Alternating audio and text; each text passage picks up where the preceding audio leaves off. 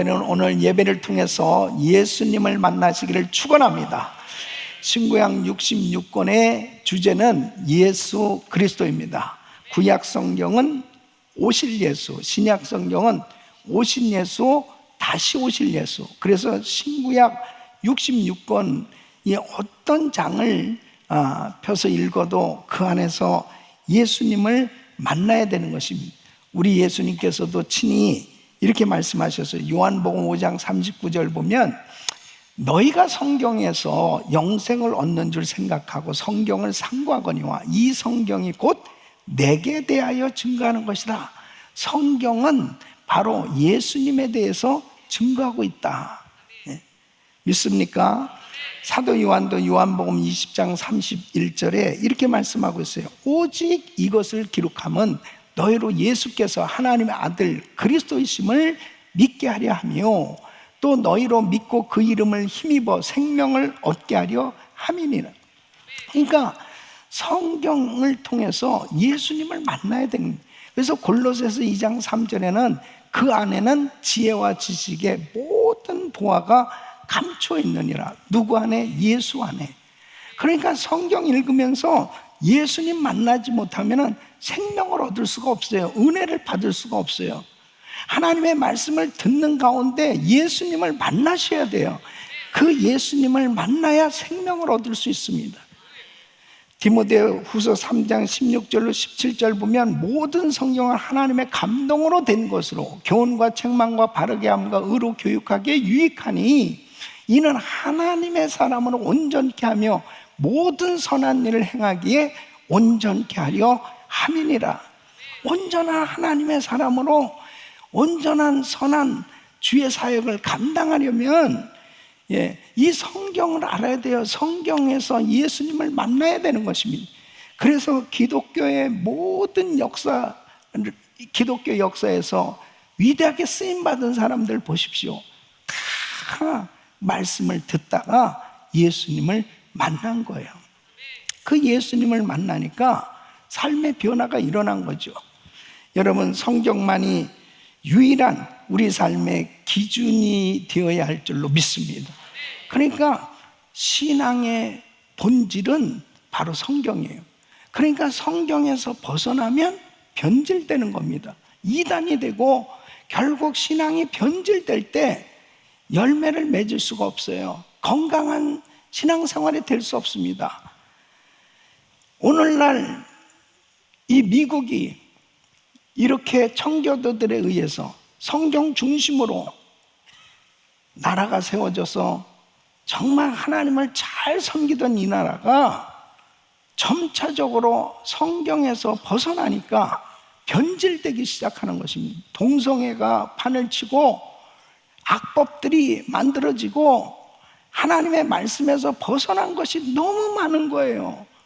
지금이야말로 성경으로 돌아가야 될 때인 것입니다. 그래야 바로 하나님이 기뻐하시는 생명으로 충만한 그런 삶이 될 수 있는 것입니다. 대한민국도 마찬가지입니다. 전 세계가 마찬가지예요. 성경만이 유일한 우리 삶의 기준이 돼야 되고, 이 삶의 기준을 모르면 내가 너무 많이 벗어났는데도 벗어난 줄도 모르는 거예요. 그냥 그렇게 사는 거죠. 그러니까 결국은 잘못된 인생이 되고 마는 것입니다. 어떤 경우도 하나님의 말씀에서 벗어났으면 그것은 잘못된 것입니다. 말씀으로 돌아와야 승리할 수 있는 줄로 믿습니다. 그래서 저는 말씀이신 예수님, 그 예수님은 누구신가? 그 예수님을 만나야, 말씀 속에서 그 예수님을 만나야 우리 삶에는 영원한 생명으로 풍성하고 하나님의 은혜가 생수의 강이 흘러넘치는 그런 삶이 되는 줄로 믿습니다. 첫째는 예수님은 하나님이신 말씀이다 하는 것입니다. 하나님이신 말씀. 예수님은 피조물이 아니에요. 영원전부터 계신 성자 하나님, 삼위일체 하나님이신 줄로 믿습니다. 예수님은 창조주 되신 말씀이시다. 바로 만물이 다 예수님으로 말미암아 창조되었어요. 왜? 예수님은 창조주이시기 때문에 그분 안에 모든 것이 존재하고 유지되고 있는 줄로 믿습니다. 예수님은 생명 되신 말씀입니다. 죄와 사망 가운데 있던 우리를 살리시기 위해서 십자가에서 죽으심으로 영원한 생명을 주시고 풍성한 생명으로 살게 하시는 분이 예수님이시다. 생명 되신 말씀. 네 번째는 육신은 있고 사람이 되신 말씀입니다. 자, 14절 말씀 한번 같이 읽어보겠습니다. 시작. 말씀이 육신이 되어 우리 가운데 거하심에 우리가 그 영광을 보니 아버지의 독생자의 영광이요 은혜와 진리가 충만하더라. 여러분, 이 육신, 사르크스라고 하는 이 단어는 인간의 몸, 연약한 인성을 가리키는 것입니다. 바로 이 영원하신 하나님이신 말씀이 사람의 몸을 입으시고 이 땅에 오셨어요. 이것을 인카네이션, 성육신 하셨다, 이렇게 말씀합니다. 그러니까 하나님의 자기 비하, 주님은 하늘의 영광을 버리시고 낮고 천한 이 땅 가장 낮아지셔서 이 땅까지 오신 거예요. 그래서 빌립보서 2장 6절로 8절에 이렇게 말씀하십니다. 그는 근본 하나님의 본체시나 하나님과 동등됨을 취할 것을 여기지 아니하시고 오히려 자기를 비워 종의 형체를 가져 사람들과 같이 되었고 사람의 모양으로 나타나셨음에 자기를 낮추시고 죽기까지 복종하셨으니 곧 십자가에 죽으심이라. 여러분, 하나님이 인간으로 이 땅에 오셔서 이렇게 십자가에서 죽으셨다? 인간의 이성으로서는 도무지 이해할 수 없는, 해석할 수 없는 참 신비한 일입니다. 그래서 당시에 이 영지주의자들은 아니, 하나님이 어떻게 이 죄 많은 육신을 입으시고 인간으로 태어나실 수 있느냐? 이 성육신을 부인했단 말이에요. 여러분, 성육신을 부인하면 구원받을 수 없는 거예요. 그러나 분명히 성경은 예수님은 실제로 동정녀 마리아에게서 탄생하셨음을 말씀하고 있습니다. 우리와 같이 똑같이 피곤하셨고 목마르셨고 그리고 눈물도 흘리셨고 분노까지 경험하신 참 인간이셨습니다. 엘리 엘리 라마 사박다니. 절규하신 사건은 바로 우리 예수님은 참 인간이시면서 바로 주님이 인간이시기 때문에 고통을 당하시는 그런 모습을 보여주고 있습니다. 그래서 우리 주님은 히브리서 4장 15절에 이렇게 예수님에 대해서 말씀하시죠. 우리에게 있는 대제사는 우리 연약함을 채우라지 아니하는 자가 아니요 모든 일에 우리와 한결같이 시험을 받은 자로 돼 죄는 없으시니라. 바로 우리 예수님은 모든 인간의 연약한 것들을 다 경험하셨어요. 그러니까 그 육체로 십자가에서 죽으실 때 얼마나 고통스러우셨겠습니까? 그러나 우리 주님은 죄와 사망의 권세를 깨뜨리시고 확실하게 우리의 모든 죄를 해결해 주셨고 구원해 주신 줄로 믿습니다. 여러분, 예수님께서 우리와 같은 똑같이 인성을 가지시고 우리가 경험하고 있는 이 육체적으로 당하고 있는 이 모든 것들을 다 경험하셨다, 체험하셨다는 것은 참 큰 은혜예요. 저도 제가 사역을 하면서 가장 힘들 때가 어느 때는 새벽부터 밤까지 육신적으로 사역하는 것 이런 것은 괜찮아요. 가장 어려울 때가 오해를 받을 때, 예? 정말 이 순수함과 진정으로 참 섬겼음에도 불구하고 이해하지 못했을 때, 막 쓸데없는 루머를 만들어서 막 시험을 주는 그런 일들을 경험할 때도 있었습니다. 그럴 때 정말 이렇게 자꾸라도 이 몸에 딱 있으면은 딱 속을 보여주고 싶을 만큼 그렇게 속상하고 괴롭고 힘들 때도 있었습니다. 예. 아주 내 보신탕 사건은 두고두고 내가 잊을 수가 없는 이 성전 건축할 때 별의별 악소문을 내고 참 힘든 그 위에 별의별 쓸데없는 그런 것들을 당할 때 어떡하겠습니까? 하나님 앞에 엎드릴 때 사랑하는 아들아, 내가 너를 안다. 그냥 주님의 음성을 듣는 그 순간에 다 회복되는 거예요. 내가 너를 안다. 그러니까 주님이 그 말씀하신 그 한마디에 다 회복되는 그 이유가 뭐예요? 우리 주님이 나의 사정을 가장 잘 알아주신다면 문제가 없는 것입니다. 우리 주님이 해결해 주시는 줄 믿습니다. 여러분 가운데서도 그런 일들이 있을 수 있어요. 너무 힘들고 어려운. 그러니까 사실은 예수 믿지 않는 사람들은 어디서 그런 자기의 어려운 그 억울한 문제나 그런 걸 해결할 수 있겠어요? 그죠? 해결할 수 없는 거예요. 그러니까 술이나 그 밖에 쓸데없는 세상 것을 의지하고 그것도 해결하지 못하면 자살해버리고 그런 일들이 생겨지는 거예요. 그러나 우리 예수 그리스도를 믿는 하나님의 자녀들에게는 나를 가장 잘 아시는 그 주님, 그 주님이 계시기 때문에 그 주님이 알아주시면 되는 거란 말이에요. 믿습니까? 알아주시면 돼요. 그래서 독생자 예수님께서 인간의 육신을 입고 그 오신 이유가 뭐냐? 첫째는 보이지 않는 하나님을 나타내기 위함이다. 보이지 않는 하나님. 요한복음 1장 18절 보면 본래 하나님을 본 사람이 없을 때 아버지 품속에 있는 독생하신 하나님이 나타나셨느니라. 하나님은 영이심으로 인간은 그 하나님을 볼 수가 없어요. 그래서 출애굽기 33장 20절에 이렇게 말씀해요.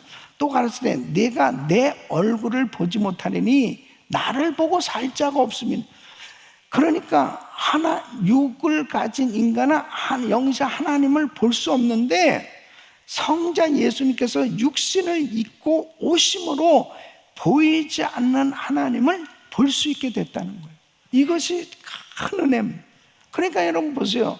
예수님이 이 땅에 오셔서 병자를 고치시는데, 아니 인간이 고칠 수 없는 병, 나병 환자라든지 소경된 자라든지 어떻게 사람들이 고칠 수 있습니까? 의학적으로 고칠 수 있어요? 없어요. 그런데 우리 예수님이 하나님이신 분이 친히 역사하시니까 고침받는 놀라운 일이 일어나는 거죠. 눈에 보이는 그 하나님이 일하시는 거예요. 오늘도 그분이 일하신 줄로 믿습니다. 그래서 설교 시간에 굉장히 중요한 것이 뭐냐면 하나님의 말씀이 들려질 때 기적이 일어나는 거예요. 이번에도 교회마다 참 집회하는 교회들마다 역사가 일어나기 시작하는, 치유의 역사가 일어나고 영혼이 살아나고 할렐루야.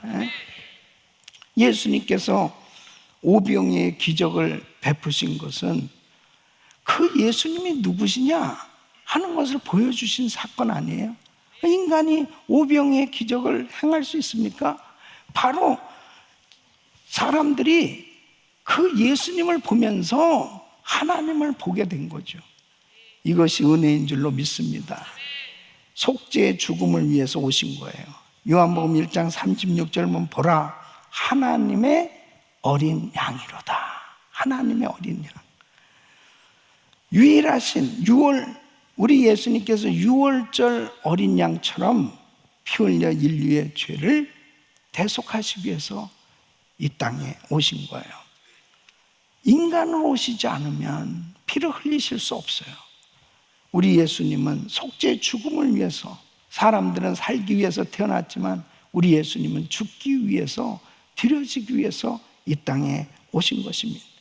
그래서 에베소서 1장 7절에 보면 우리가 그리스도 안에서 그의 은혜의 풍성함을 따라 그의 피로 말미암아 구속 곧 죄사함을 받았으니, 십자가에서 찢기고 피 흘리신 육체의 고난은 우리의 죄와 저주와 사망에서 해방된 줄로 믿습니다. 그래서 히브리서 2장 14절로 15절에 이렇게 말씀합니다. 자녀들은 혈육에 함께 속하였습니다. 그도 또한 한 모양으로 혈육에 함께 속하심은 사망으로 말미암아 사망의 세력을 잡은 자 곧 마귀를 없이 하시며, 또 죽기를 무서함으로 일생에 매어 종노릇하는 모든 자들을 놓아주려 하심이니. 할렐루야. 그분의 피 흘리심은 우리의 구원의 역사를 이룬 줄 믿습니다. 우리 예수님이 우리의 연약함을 채우려 하시기 위해서 이 땅에 오셨다는 것은 우리에게는 엄청난 은혜인 거예요. 히브리서 4장 15절 우리 다시 한번 읽어보겠습니다. 시작. 우리에게 있는 대제사장은 우리의 연약함을 채우려 하지 아니한 자가 아니요 모든 일에 우리와 한결같이 시험을 받은 자로되 죄는 없으시니라. 아멘. 죄 없으신 주님께서 이 땅에 오셔서 죄인들이 겪는 모든 어려움을 다 채우려 하셨어요. 그러니까 예수님께서 그들의 그 아픔을 아시는 거예요. 그러니까 우리 주님이 함께한 사람들 보세요.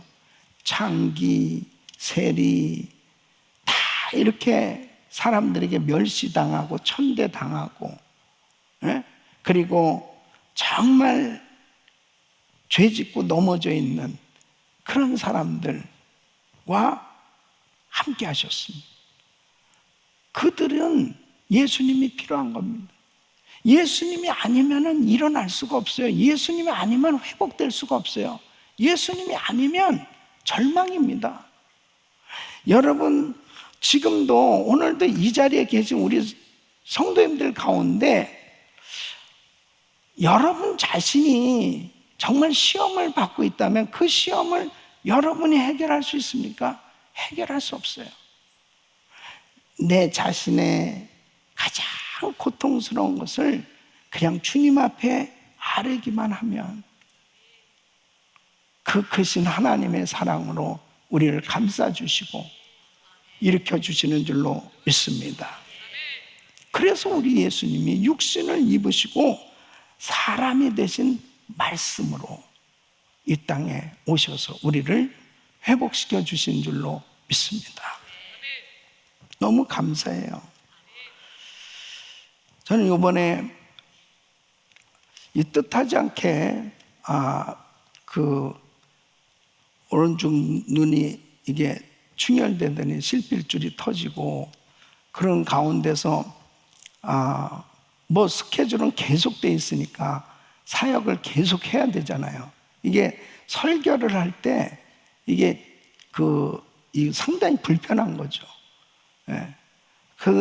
그래도 가운데서도 하여튼 하나님의 은혜는 넘치고, 예. 연약한 가운데 은혜 주시는 그 하나님. 또 사역을 또 다 마쳤는데 또 갑자기 눈이 부풀어 오르고 이렇게 혈망염이 생기고 막 그래가지고 너무 이렇게 불편한 거예요. 그래서 기도하는데 이런 생각이 들더라고요. 사도 바울도 안질로 그렇게 고통 가운데서 막 사역을 했는데 조금이라도 그런 그 고난 가운데서 참 하나님의 일을 하셨던 그런 바울의 심정을 참 이렇게 느낄 수 있게 해주신 것도 참 감사하다. 그런 생각을 하면서 무엇보다도 우리 주님이 그 크신 하나님의 사랑으로 다 어느 때든지 붙들어 주시고 은혜 주시고 그리고 나를 이해해 주시는 모든 것을 채울하신 인간이 되셔서 말씀으로 늘 격려해 주는 그 사랑에 붙들리게 될 때 모든 것이 회복되더라고요. 예. 사랑하는 성도 여러분, 우리는 주님이 우리를 알아주시는 것이 가장 큰 은혜인 줄로 믿습니다. 우리 예수님은 우리의 모든 걸 다 채울하신 하나님이세요. 그분이 말씀으로 이 자리에 임재하신 줄로 믿습니다. 다섯 번째는 은혜와 진리가 충만하신 말씀입니다. 14절 오늘 이 본문 한번 같이 읽어보겠습니다. 시작. 말씀이 육신이 되어 우리 가운데 거하심에 우리가 그 영광을 보니 아버지의 독생자의 영광이 은혜와 진리가 충만하더라. 아멘. 아멘. 이 은혜는 받을 자격 없는 자에게 베푸시는 이 하나님의 선물이잖아요. 이 진리는 거짓이 없는 참입니다.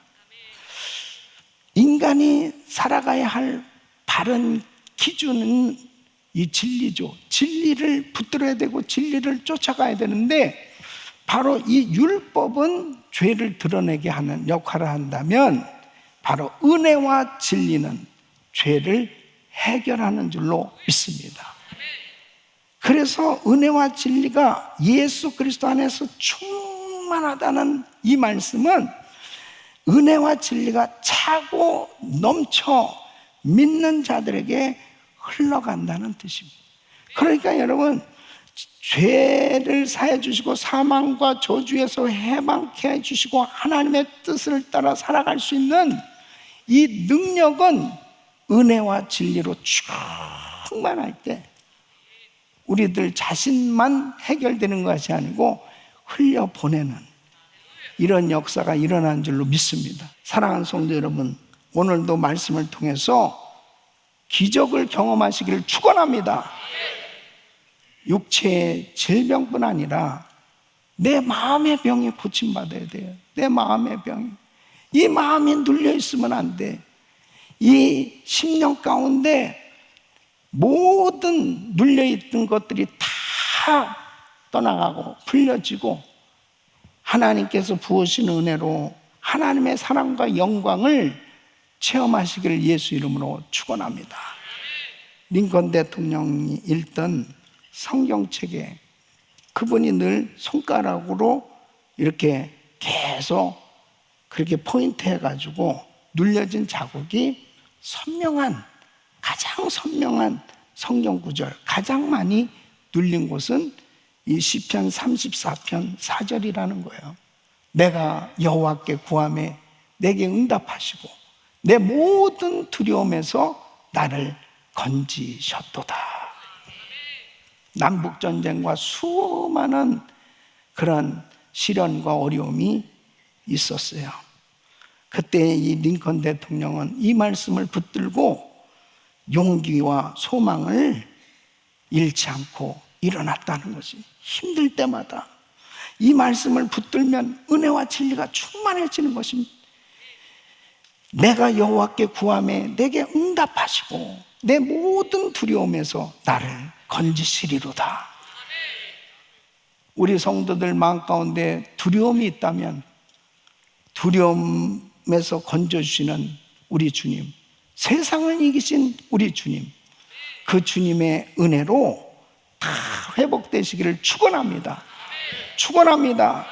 말씀을 붙들어야 사는 거예요. 일어나는 거예요. 그 말씀이 자기를 살린, 말씀을 보내서 위경 가운데서 나를 건지셨도다.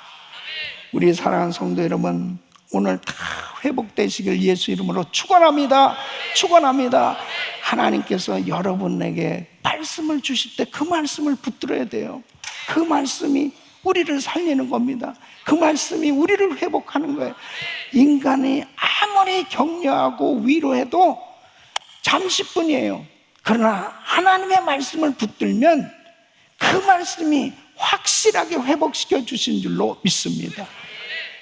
여섯 번째는 완성을 이루신 말씀이시다 하는 것입니다. 예수님은 십자가 위에서 마지막으로 말씀하셨어요.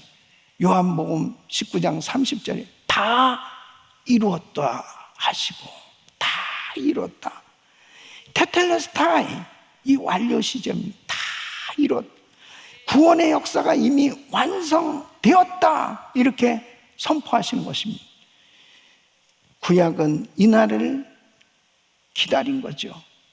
이 율법과 제사는 바로 예표 아니겠습니까? 계속 동물을 잡아서 계속해서 제단에 올려드리는, 이제 어린 양 대신 예수 단번에 그분을 들이심으로 인해서 이제 확실한 영원한 속죄가 이루어지는 거 아니에요? 그래서 예수님은 다 이뤘다, 이제 다 이뤘다. 히브리서 10장 12절에 오직 그리스도는 죄를 위하여 한 영원한 제사를 드리시고 하나님 우편에 앉으사, 완전히 이루신 거죠. 그래서 예수님은 계시록 22장 13절에 이렇게 말씀합니다. 나는 알파와 오메가요, 처음과 나중이요, 시작과 끝이라. 우리 예수님은 말씀으로 천지를 창조하셨고, 우리 예수님은 말씀을 통해서 구원 사역을 성취하셨고, 우리 예수님은 말씀을 통해서 모든 종말과 심판을 이루시는 줄로 믿습니다. 그래서 이사야서 55장 11절에 이렇게 말씀하고 계세요. 내 입에서 나가는 말도 헛되이 내게로 돌아오지 아니하고 나의 뜻을 이루며 나의 명하에 보낸 일에 형통하리라. 말씀은 그대로 이루어진 줄로 믿습니다. 우리 사랑하는 성도 여러분, 말씀 붙들어야 사는 거예요. 말씀 붙들어야 모든 역사가 일어나는 것입니다. 우리 주님은 십자가에서 다 이뤘다 하신 대로 재림의 날 때도 역시 다 이루어졌다라고 선포하실 줄로 믿습니다. 그래서 우리 주님 오시는 그날은, 재림하신 그날은 심판의 날일 뿐 아니라 구원의 날, 구원받은 우리에게는 영광의 날이 될 줄로 믿습니다. 사랑하는 성도 여러분, 우리는 성경으로 돌아가야 돼요. 말씀으로 돌아가야 돼요. 항상 우리들 자신의 신앙을 다시 한번 점검해보고, 절대로 이 세상적으로 이건 일리 있는 말이야, 이것은 인간이기 때문에 어쩔 수 없어, 막 이렇게 그냥 타협해버리는 일들이 생겨지면 안 돼요. 그것 때문에 결국 망하는 겁니다. 적게 타협한 것이 결국 나중에는 큰 화를 당하게 되어 있습니다. 말씀에서 벗어난 부분이 있다면 철저철저하게 돌이켜서 성경으로 돌아와야 되는 것입니다. 그리고 그 말씀 붙들면 세상이 뭐라고 그래도 반드시 말씀이 우리를 지켜주시고, 말씀으로 우리는 회복될 것이고, 말씀으로 승리하게 될 줄로 믿습니다. 사랑하는 성도 여러분, 이제 우리 교회는 이제 이 하반기 수요일부터 양육과정이 시작됩니다. 내일부터 이제 선교학교가 개강되고 많은 양육과정들이 시작되고, 또 이제 그레이스타임 매일같이 말씀을 묵상하면서 우리가 뭐 여러 가지 많은 사역들을 하고 있지만 항상 우리의 중심은 하나님의 말씀, 그 말씀으로 기준해서 말씀으로 분별하고 말씀을 붙들고 가면 어떤 상황에도 말씀이 우리를 지키시고 승리하도록 축복하실 줄 믿습니다. 이번 양육과정에도 우리 모든 성도들이 참여하실 뿐 아니라 또 늘 예배 가운데 그 말씀을 붙드셔야 돼요. 이 말씀 대신 하나님을 만나야 우리의 모든 인생은 그분이 주시는 그 은혜 가운데 승리하게 되는 줄 꼭 믿으시고, 늘 마음 가운데 생수의 강이 흘러넘치는 그 은혜와 진리로 충만한 삶이 되시기를 예수 이름으로 축원합니다.